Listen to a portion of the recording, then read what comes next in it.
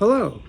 So I'm going to turn this pile of scrap lumber into a small table, or could even be used as a little bench on our deck. It's leftover wood from a build and some other scraps I've got laying around, so my lumber investment is zero. It's just some work to do. Follow along. There'll be a bunch of clips. If you're a little jumpy, I apologize for that. So the materials are pretty basic. This is a 2x12. It's about 27 inches. It's just a cutoff, like I said, from my deck build. Some 2x4s that will serve as the legs and a little bit of bracing, and 2x2s that will serve as framing. These were leftovers. These are from some, I'm not even sure what you call it, railing that I took down from that was existing on our property already, but I saved a bunch of that lumber. So I'm on the Measure As You Go program, so you can kind of see what that's going to look like. I'm just going to draw it.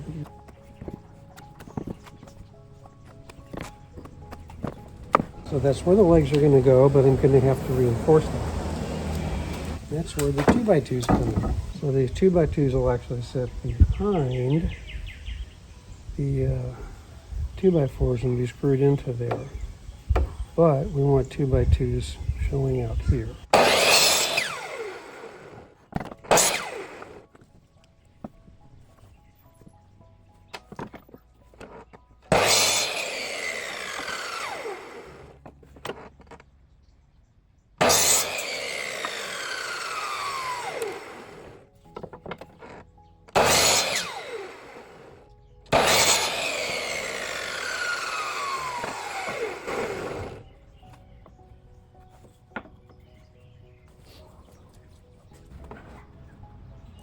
This is my secret weapon when I'm building furniture. Now it's waterproof. I just add a little, doesn't need to be a lot. And however tight it is, it ends up being.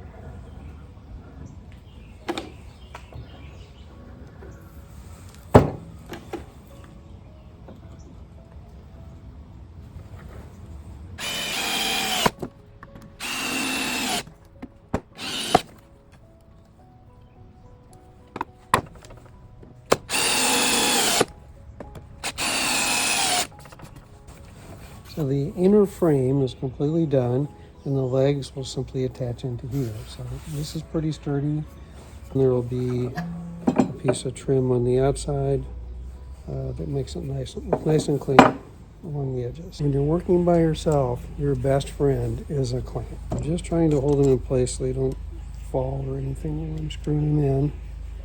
You might also notice that the way I'm building it is there won't be any visible screws.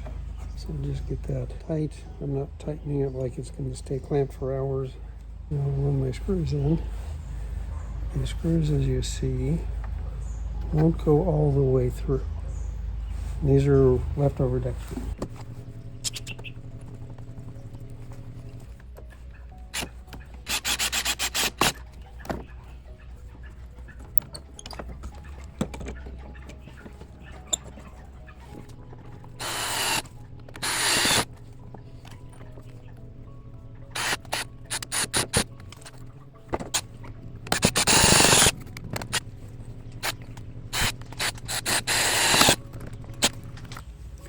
All right, and of course you always need a brace. So that right at 8 inches.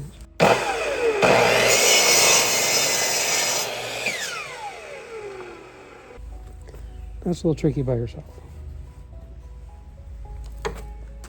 So it's clamped, squared.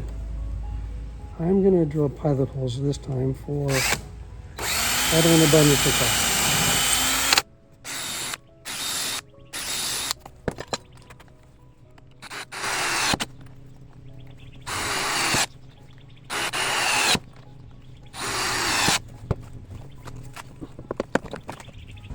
I think I'm going to add a span across here. I've got a really crappy piece of scrap wood here, so use the best part of it.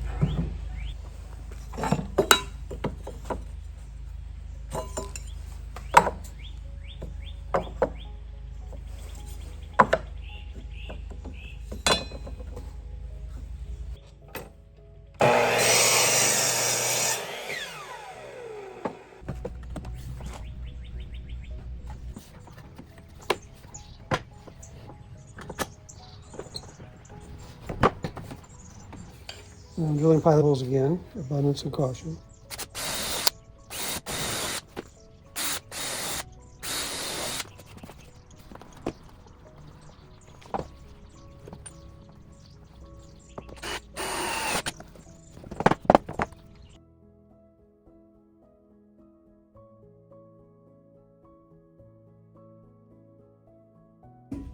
Once I built this little table or bench, whichever, I put it on my deck and realized it's really blonde compared to the deck. And of course I sanded the top, so it's really blonde. The deck's a year or so old, so it's getting some patina, and it just looks funny there. So to help with that, I'm going to put some tung oil on it. It doesn't matter what brand, I'm just using this tung oil. Mainly for patina to golden it a little bit, but that'll also help a little bit with the end grain, because as you know, end grain likes to suck in moisture, and the more water it sucks in, the shorter its life's going to be. Now this lumber is all ground contact, copper infused, outdoor lumber, so it's got a long life anyway, but anything you can do to help extend its life is not a bad thing. I'm going to cover it in some tung oil and see what it looks like.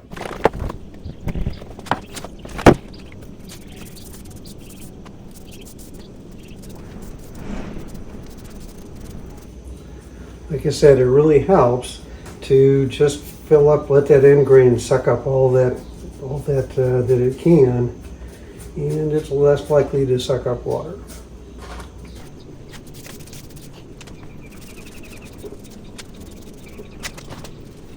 I don't know if you can see it in the camera, but you can just see that getting just pulled right into that end grain.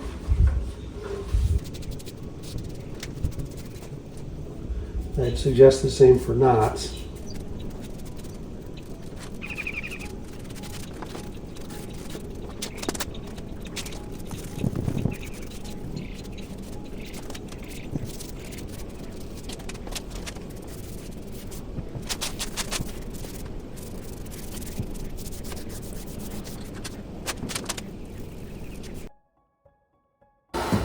A huge knot here, so I'm really going to soak that down.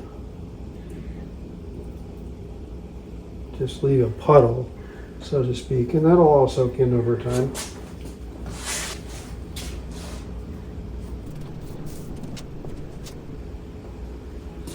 There are some places I know I did that sucked it in so fast it literally looks dry already, so I'll touch up a few spots like that, but pretty much there you have it. Not really so blonde looking. It looks pretty much like the deck that I'm going to put it on. Again, this is not about long-term protection as much as making it look nicer for the deck. Doesn't hurt to give a little extra durability to it by putting some extra coats on. So there you go.